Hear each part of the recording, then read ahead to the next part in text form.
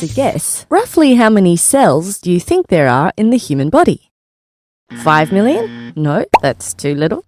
100 million? No, probably more than that. How about 3 billion? Still too little.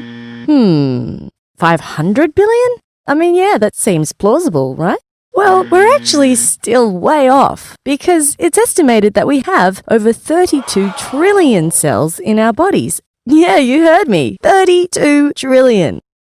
And on top of that, our body produces on average over 1 billion new cells every hour, which are needed to grow and replace dead or lost cells. Despite there being so many in a healthy body, all of these 32 trillion cells magnificently come together and all work towards one common goal, and this is homeostasis, which is the process of maintenance and regulation of our bodies to provide stability and consistency within our internal environment while dealing with external changes. Among these 32 trillion cells, we have roughly about 200 types of cells, all of which are specialized for the function they play in our bodies. Groups of similar cells work together to perform their designated function, and in doing so, they form tissues, which essentially are the very fabric of our body, which holds us together, gives us shape, and feeling overwhelmed? Don't be. It's not as complicated as it looks. It'll all shortly make sense. And tissues. Luckily for us, despite our body containing over 200 types of cells, all of this complexity can actually be summed up into just 4 primary types of tissue. And these are epithelial tissue, which lines the insides and outside of the body, providing us with cover and protection; muscle tissue, which of course provides us with means for movement and mobility; connective tissue, that supports our whole body and prevents us from looking like a giant amoeba-like pile of goo; and finally, nervous tissue, which our body uses for communication and control of bodily functions. Before we begin exploring the 4 major types of tissue, let's first get familiar with the photos taken of cells and tissues through a microscope, micrographs. So as you may know already, histology is the study of microscopic anatomy. But since we can't provide you with your own microscope and samples to view the cells and tissues we'll be discussing, instead you'll see many micrographs in this tutorial. And in this micrograph, you can see the stained cross-section of a ureter. And we'll use staining when it comes to visualizing cells and tissues because staining creates a color contrast which can allow for cells and their internal structures to become more distinguishable. So let's explore each of the different major types of tissue in more detail, beginning first with epithelial tissue.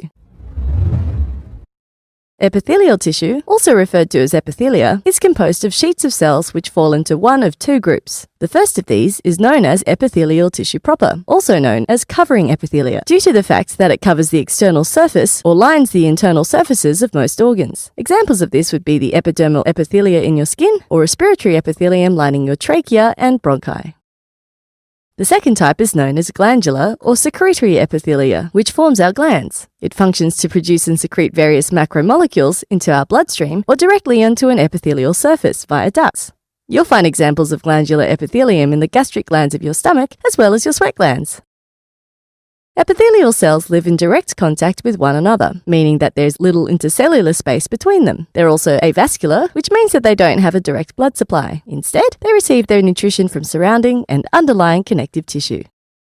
In terms of the classification, epithelial cells are generally classified according to their morphology or shape, cuboidal, squamous, or columnar, and according to how they're arranged, simple or stratified.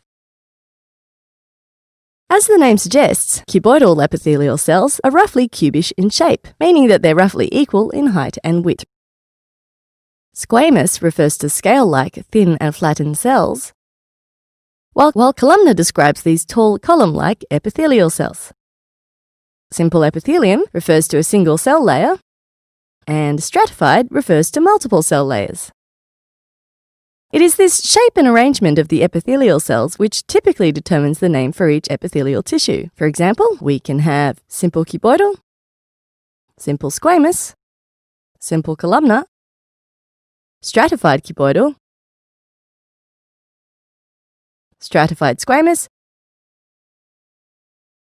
and stratified columnar. There are a lot of epithelial tissues to discuss, so pay close attention as we continue, and don't forget to take notes. So simple cuboidal epithelium lines small tubules, ducts, and glands throughout the body. Its primary functions are secretion and absorption. In this micrograph showing a portion of a kidney cross-section, simple cuboidal epithelium can be seen here, lining one of the many collecting tubules that are responsible for concentrating urine. Stratified cuboidal epithelium has the same functions, but is less common. It can be found primarily in the ducts of sweat glands and lining larger tubules. Simple squamous epithelium creates a selective barrier for the diffusion of small molecules. It can therefore be found anywhere diffusion occurs, such as the lining of alveoli and blood vessels. In this micrograph, it can be seen just here, composing the innermost layer of an artery wall. Stratified squamous epithelium, meanwhile, primarily provides protection. It can be found anywhere in the body where constant abrasion occurs, such as the esophagus and the lining of the oral cavity. The epidermis, where constant mechanical abrasion occurs, is made up of a specialized form of this tissue, pictured here, and called keratinized stratified squamous epithelium, which is dead cells engorged in keratin on its outermost layers. Simple columnar epithelium has the functions of absorption, secretion, protection, and lubrication. It can be found lining the gastrointestinal tract. In this micrograph, simple columnar epithelium can be seen lining intestinal villi. Stratified columnar epithelium, on the other hand, is not common. It has the same functions and can be found in certain large exocrine glands, as seen here in a large duct of the sublingual salivary gland, as well as the anorectal junction. A specialized tissue is often confused for stratified columnar epithelium because its single cell layer can appear stratified. This common tissue is aptly named pseudostratified columnar epithelium. It can be found primarily lining the respiratory tract and has the same functions as simple columnar epithelium. The last epithelial tissue that we're going to be looking at today takes us back to the first micrograph we saw, which is a cross-section of a ureter. This unique tissue is called transitional epithelium and is formed by stratified cells that can appear both squamous and cuboidal. For example, when urine passes through the ureter, the exertion of pressure forces the dilation of the lumen, which in turn flattens the outer cuboidal cells into squamous cells.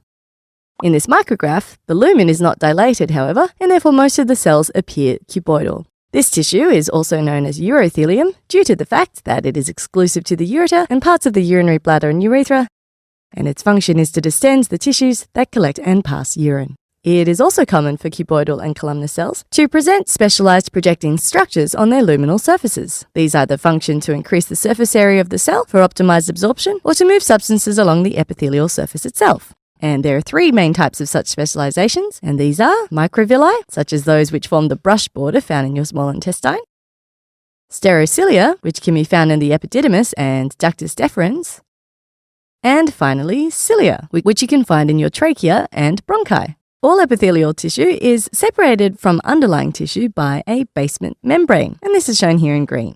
This specialized extracellular matrix is responsible for providing support to tissues.